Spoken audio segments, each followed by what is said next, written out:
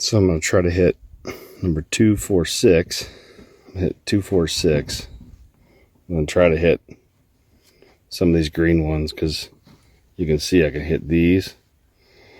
If I can get 1, 2, 3, 4, 5 green and 3 orange, that's half of what we got to do left. So that's the plan. There goes Austin. All right, I'm gonna go hang sensors. So, hi, I'm Nate Bissell, and this is Bissell Maple Farms YouTube channel. Welcome back. Let's go hang some sensors so we can easily find vacuum leaks during the maple season. It is Thursday, and we know we're gonna have a good sap run on Sunday. At least it'll break it free. So we are here at Camp Beaumont, and hopefully we'll get everything tapped. We are getting darn close. I think they have about 1,500 left. Should almost be done with all of the new drops, the new orange drops that you can see. And watch, I'm going to point to the right area. In this episode, I noticed that in previous episodes, when I point up to the video links, I'm usually pointing off into the ether and nowhere near the video link. So I'm learning. Stick with me. I'm learning. I'm a maple farmer. I'm not a videographer. So we're getting better. Every day we get a little bit better. That's the goal. So I'm going to try to get some sensors up in the orange and green sections here at Beaumont. What do we got? 15 sensors left to put up. And I'm going to get orange 2, orange 4, orange 6, and then try to get green 1 through 5. So I just brought 3 of the orange, and I brought all of the green, because if things are going well, I'm going to keep going. And it's actually kind of nice out. It's like 38 degrees, a little bit of snow, sun's out. Sap's probably running a little bit, but we aren't ready over here. And let's see. Yeah, that's the plan. It's going to be fun. I'm going to fall on my butt.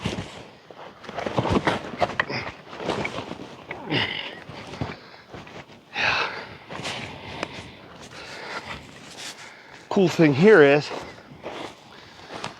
I just got to pull this guy off. I like to put this red thing right here all the way close to the sensor so I can go down around any size tree.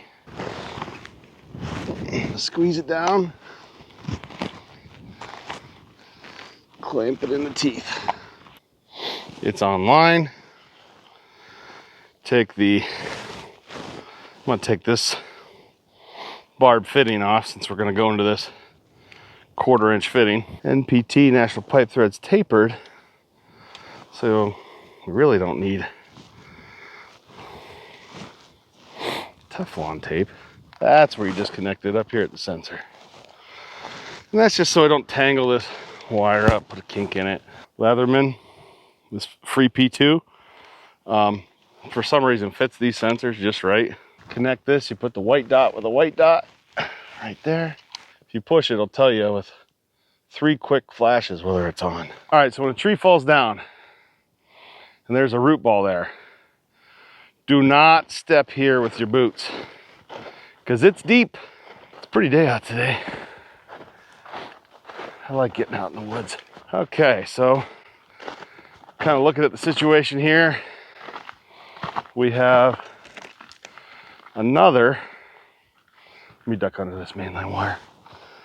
We have another 1/4 inch vacuum gauge. That's how these guys were checking leaks. They had a analog vacuum gauge on the end of every main line. That's a lot of walking to get to where you need. So I'm gonna put a sensor on that tree right above my head, and we'll go do orange 2. I only got so much room. Let's put the sensor in and then we'll figure it out.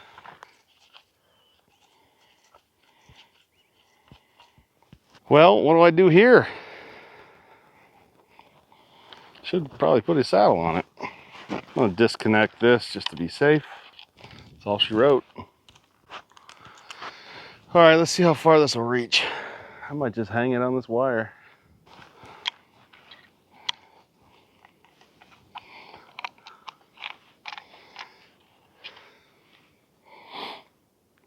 What do you say we put it on this stubby tree here? Is it gonna reach? Nope. I got nothing near me. Why not? This may not be Farm Blocks approved. But for this year, I'll get it after the maple season. Yeah. We say that a lot, don't we? Come on, you dirtbag. There we go. All right. 1, 2, 3. It's online. All right, got my box of goodies here. Let's go get orange 2. So there's some sap ladders. And at the end of this guy is orange 2. There's some sets of sap ladders, look like. 3 sets. Top, bottom. And right down there is the end of it. And that's where we'll put sensor number 2 for the orange line. So this sap off of orange 2 will probably travel the farthest. I mean, the sap tanks are all the way. Orange 2 has a dog leg that butts up the green 1. Well, green 1 goes right down to where the sap tanks are. But orange 2, all these lines run down here, down to this corner we just saw, up a sap ladder, down, up a sap ladder, all the way to what we call the doghouse, which you haven't seen yet. But there's a electric releaser in the doghouse that pumps into the pump house where the vacuum pumps are. There's a releaser, so it goes from one releaser to another, and then that releaser pumps it all the way up to the sap tanks. We got those 2 D&G 4,500 gallon sap tanks. But yeah, I hope this is helpful to you. I wish somebody was doing this when I was really getting going in maple, just showing the different ideas. You really don't know. I mean, that's the unfortunate thing is a lot of the dealers are maple farmers. So during the season, they're taking care of their maple woods. And yeah, I'm guilty too, but that's why I got Fred and some guys that can help me, in a pinch. Phil and Fred and Joe and Ralph. Well, they'd be right there to make sure your vacuum pump's running or put a replacement in. I think that's important. A lot of ways I learned how not to be a dealer.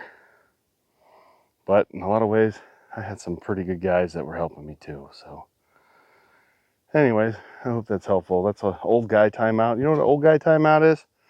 When you're playing basketball with young guys and they're running circles around you, you got to be kind of wily when you're in your 40s, have some gray hair. So I always say, oh man, what's the score? Isn't it like 8-7? And they always stop. They grab the ball and they're like, no man. He scored. And while they're counting, I'm catching my breath. Every now and then, it's kind of like the trolls in The Hobbit. You just throw out a number. Like, nah, I think it's 6. No, it's not 6, it's 7. Da, da, da, da, da. And you let them argue, and they're like, oh, yeah, you're right. But you don't learn tricks like that until you're a little bit older. I see there's a vacuum gauge in this one. Every time there's a vacuum gauge, I can save a saddle. Don't have to put a new hole in the main line, which is kind of nice. All right, let's get inside here. We got orange, should be orange 2. As the sun is fading, it's gonna get cold. Kind of like to go home tonight. I haven't been home in several days. Come on now. Don't want to thread a new one. I just want it to go in the hole that's there. That stainless and plastic is dangerous if you get in there wrong. It's so sharp from the machining process that, yeah, it'll make a new set of threads for you. And you don't want that because then you'll get micro leaks. Listen, threads and tubing's a bad idea. All the way around. In fact, cam locks. We've started eliminating all cam locks because they're a problem too. That gasket gets old, gets compressed. Sanitary fittings are where it's at, my friends. Cam lock fittings are great when you're first starting. Easy, quick connects on pumps. I get it. On pumps with sap, you know, you're standing right there. They're not going to come apart. The biggest problem, when you start dealing with syrup, and you have 4,000 or 5,000 gallons of syrup, depending on a cam lock fitting, and we all know we don't use those stupid little safety things that make sure that those levers don't open up. You know, first thing we do is take them out.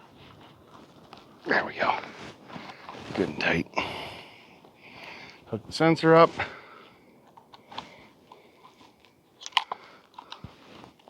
She's connected. Orange 2's hooked up, so we've done 6, 4, and 2. Austin said he likes seeing the different colors because it's easy to see if you've missed a tap. Because when it's hanging down, I don't know if you can see it, that orange one there's hanging down, it's not hooked up. So when you turn the vacuum on in these, it's gonna kind of stink because you're gonna have so many leaks. But hopefully they're tapped before they gotta turn the vacuum on. Green 2. All right, take this guy off.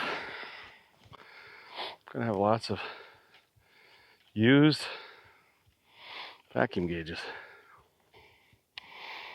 Let's see how that works now. It's got a little barb on it, so you can put it back in.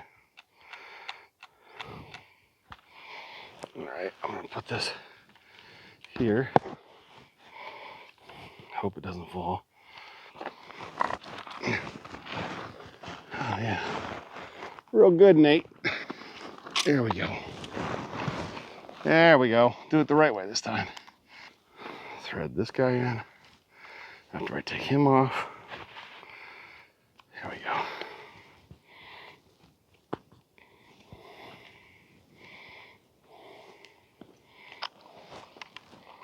Connected.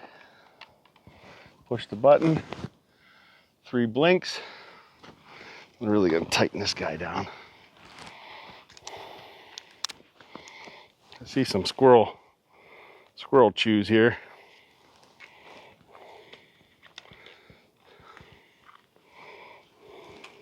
Even got a Farm Blocks emblem right here on the sensor. Right there. It's pretty cool.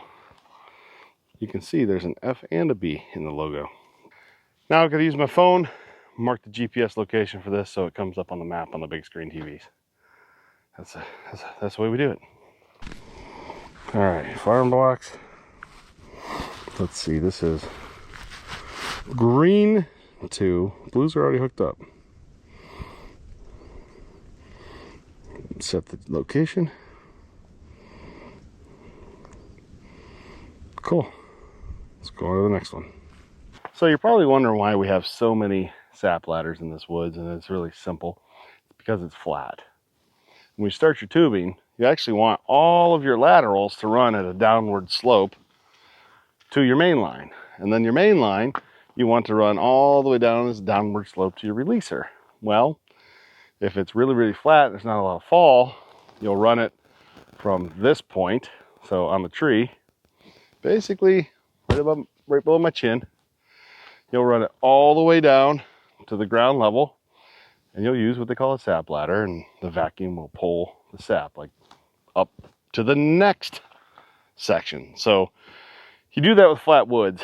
A lot of the maple belt does not have to deal with that, but a lot of it does, right? So we got parts of Pennsylvania, parts of Ohio, certainly Indiana, parts of Illinois, southern parts of Wisconsin, even Michigan. There's some flat land, and there's pros and cons, right?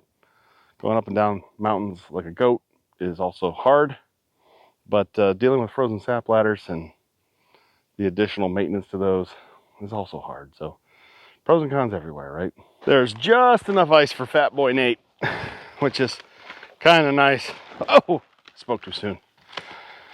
I'm 260 pounds, probably 270, 280 with all this gear on. So yeah, that's a lot of weight for this little bit of ice, but it wears you out when your feet get stuck in the mud and you gotta lift it. Stuck in the mud, you gotta lift it. This is a really difficult woods. I think the Farm Blocks guy said, it's like, this has to be the most difficult woods I've seen. And it's because it is. And we aren't quitters here at Bissell Maple Farm. And we're learning a lot.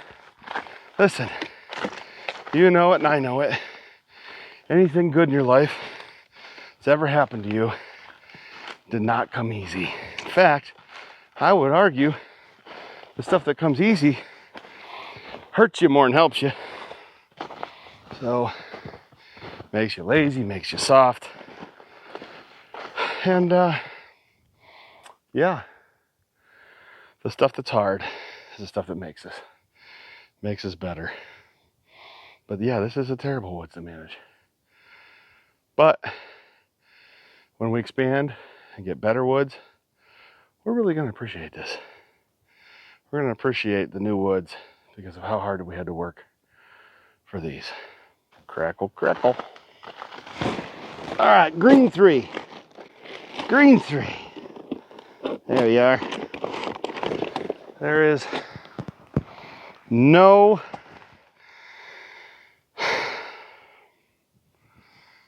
there's no vacuum gauge on green 3, so I'm gonna have to put a saddle in.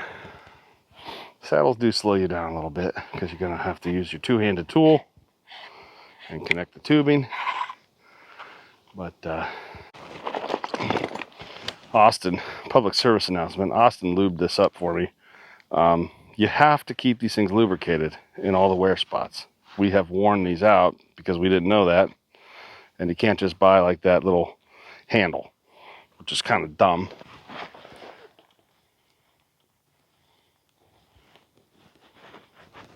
There we go. Well, I've been thinking a lot about it. Set you down for a second.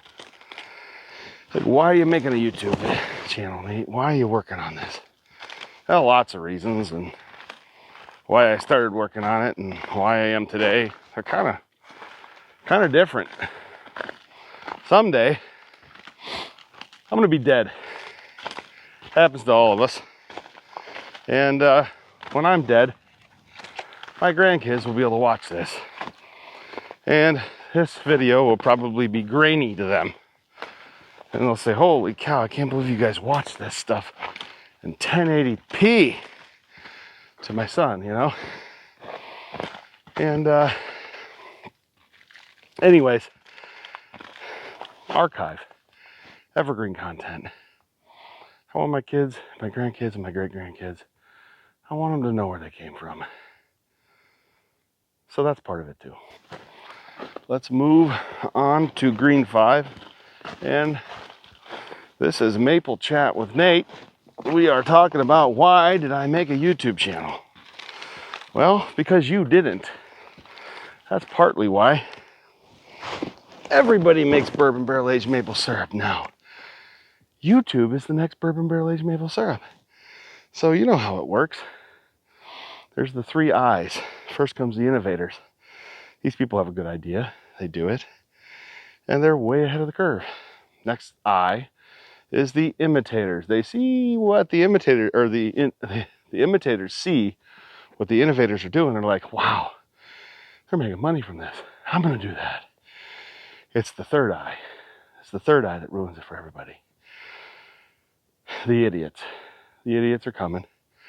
I see them already in the barrel-aged maple syrup market. There are some people doing some unscrupulous things, and they're going to ruin it for all of us. As Warren Buffett says, they're avarice. They're very greed. We'll take the whole thing down. And that's what's going to happen. People are shortcutting. People are cheating. And it's not good. I mean, even the imitators make some good stuff. It's the idiots that make the bad things. So where was I going with that? YouTube. There are some channels already that I watch that have 400,000 or 500,000 subscribers. And you meet them in real person. And you're like, nobody knows this person's a complete fake. I mean, the real ones, you know. Buck and Billy Ray is real. Like, that dude is authentic. I tried to get him to go in the maple syrup dunk tank, and he goes, I like what you're doing, but I'm not going in your pool, bud. That was funny. One of my favorite moments of my young YouTube career. But the Morgans, Mike and Melissa, they are who they appear to be. But there are some channels, and you know who you are, and unfortunately I don't think a lot of viewers do. They're one thing behind the camera, and they're another thing in front of the camera. I am not. You get the same thing at home, at work. Unfortunately for my family, at home. Unfortunately for the team at work. But fortunately for you, you can turn me off. You don't have to watch. So, yeah, I'm good in spurts. But I think there's 5 or 6 maple tubers out there, and by next year there'll be 10 to 12, and it's going to double every year. And that's okay. I'm not upset about it. Copy me. That's okay. I mean, you're either an innovator, an imitator, or an idiot. Which one are you? All right, I'm gonna turn you around. We got another one to do here.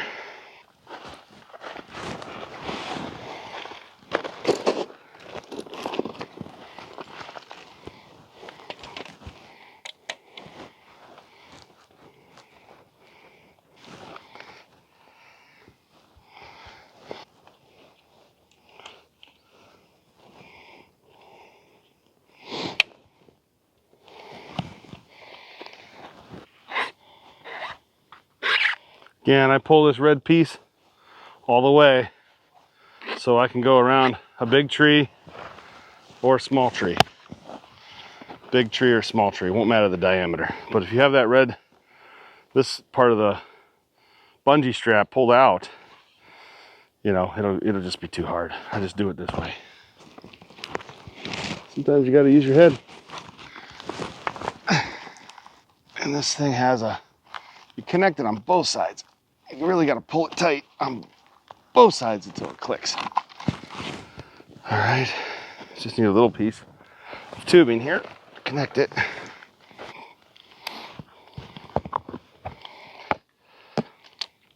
All right, squeeze her down, unlock it. Just gonna cut this over here. And it's the little tricks, right, folks? Close that guy. I will never use a one-handed tool. Not when I can carry this. It's aluminum and do everything I need. So these farm blocks units, they're not just for maple farmers. If I owned a piece of property, I don't know, let's just say I owned a piece of property in West Virginia, Mike Morgan, and I wanted to know, hey, what's the temperature there today? You could definitely use that. Of course, they have this thing called the internet. We're gonna hop over this stick, hold on. That you could just look at it, but if you wanna know exactly what the temperature is at your property, these farm blocks units are cellular and it'll keep track for you. And there's all sorts of sensors you can use. Soil moisture content. Hold on, set you down for a second. I'm losing my box. What else we got? For us, it's vacuum. For greenhouses or irrigation companies, it's flow. Flow rate. They want to know how much water is getting to their crops. Hence the name farm blocks. It's not just for maple farmers. It's for tree farmers. It's for apple orchards. You got grapes? You want to know if they got froze? Maybe you don't want to know if they got froze. But yeah, there's all sorts of applications for farm blocks. And if you're watching this, there's a promo code for viewers of the Bissell Maple Farm YouTube channel. It's Bissell 10 for 10% off. And down below in the comment section, I'll put a link you can use, affiliate link for farm blocks. I am not paid. I bought everything. I bought these sensors. I like the technology. I'm not paid to tell you it's good. I'm hoping that you'll get 10% off and get some value from this channel.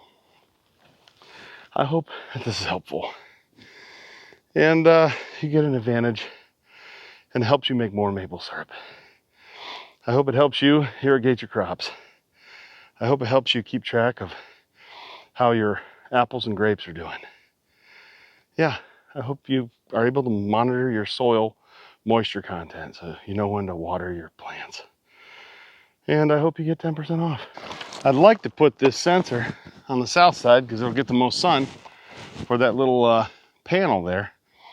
But they said these batteries last like 10 years without the solar panel. They said they'll get plenty of light. It's better to have it on this side of the tree because over that way is where the signal needs to go. I said, okay, sounds good to me.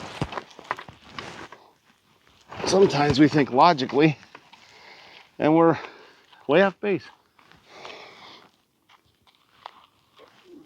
All right, another saddle. And greens will be done. Just need to do the oranges. All right, as we head to our last main line, we're finishing Maple Chat with Nate. And the other reason that I started a YouTube channel, and maybe it's the most important, is I saw a lot of marketing. And look, there's marketing everywhere. And the bottom line is marketing is based on this principle. You make decisions emotionally and you justify them logically after the fact. So if it's really cheap and you get a good deal, and cheap and buying stuff cheap is your, that's your jam, it's the best syrup ever. I can assure you, if you bought maple syrup from a store, it is not the best syrup ever. Because the farmers that make maple syrup, we keep that for ourselves. That's why we sell Sugar Maker's Cut. Well, no, that's why we sell Sugar Maker's Reserve. I'm pretty sure the Sugar Maker's Cut is Eric Sorkin's over there at Run Amok, but ours is Sugar Maker's Reserve. And that started about 15 years ago. I would write SMR on the drum and people would say, what is that? I said, it's the best syrup of the season. And it's usually like mid-season, best syrup's being made. Red maples, sugar maples are running together. But I realized how devastating marketing is. It's effective for the companies, but these big, huge companies, BG Foods, they own Maple Grove. Maple Grove isn't even a real place. In fact, they don't buy one drop of US maple syrup. It all comes from Canada, across the border into Vermont by tanker. But you wouldn't know that because on the label, it still has their Johnsbury, Vermont address right there on the label. And I think that's, I am who I appear to be. If I was telling you I was selling you syrup from a certain state, it would be on the front. And that's the legal way to do it. We can put any address we want in the back and buy syrup from anywhere. But as soon as you put it on the front, it says Ohio maple syrup, Vermont maple syrup. It's got to be on there. But you'll notice none of Maple Grove's labels will have Vermont on the front because it's not Vermont. And they own several brands. I think they own Shady Maple. I don't know. There's all sorts of brands out there that are, it's a brand. There is no farm.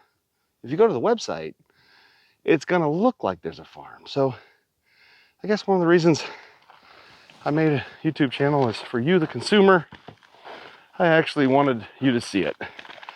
About 60 to 80% of the syrup brands on the market aren't real. And I'm talking pure maple. I mean, there's only a select few of the people in this country that actually eat pure maple syrup. I'm not even talking to you fake syrup eaters. Fake, no offense, but this channel probably isn't for you. If you eat fake maple syrup, you need to leave. Go. This channel's not for you. You should be watching Brian's farming channel because he makes a lot of corn syrup. I'm not offended. That's where you should be. But the marketing, I am a maple syrup farmer. There is a Bissell maple farm, and you can see where your food comes from. And we're real people. I mean, I've seen some brands where somebody happens to have the last name of the brand, but that fella hasn't tapped a tree in 50 years. And if he did, it was his cousin's. And it's one of the number one organic brands in the United States. Number one. And it's all fake. Again, you make decisions emotionally and justify them logically. I don't care what it is. The vehicle you want to buy, the decisions are made emotionally. So, whatever maple syrup you buy, I don't care. I just hope it's pure maple syrup. And I'm hoping that you aren't getting marketed to. And if you are, hey, that's why they have a marketing budget. Do you know what our marketing budget is? 0. You're looking at it. This is Bissell Maple Farms marketing team. This is all of us. I don't have millions of dollars to put into marketing. It's straight up blood, sweat, tears, and sap. So, yeah, let's get this last one put on. Now, I don't think that was too bad. 10 sensors while filming. Well, 9, because green one was up. I forgot about green one being up. So, 9 sensors. Let me see how long it took. 9 sensors, 3.5 hours. That's not bad. If you weren't fooling around with cameras, probably do it in 2.5. But that's the way the cookie crumbles. I'm heading home. Catch you in the next episode.